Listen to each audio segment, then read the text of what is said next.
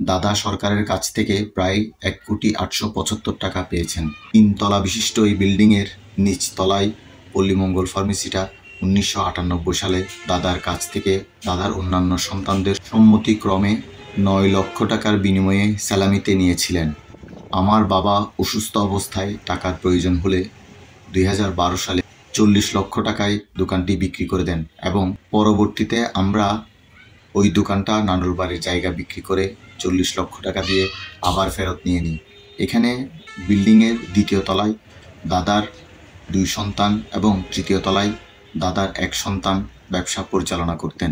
অধিগ্রহণের পর বিল্ডিংয়ের দ্বিতীয় ও তৃতীয় তলার সন্তানরা প্রায় 30 থেকে 40 লক্ষ টাকা পেলেও আমার বাবা মারা যাওয়ায় আমরা নাতি হওয়া সত্ত্বেও দাদার কাছ থেকে ওই পল্লীমঙ্গল ফার্মেসির সালামির জন্যে আজ অব্দি 1 টাকাও পাইনি। দাদার বর্তমান বয়স আনুমানিক 96 বছর।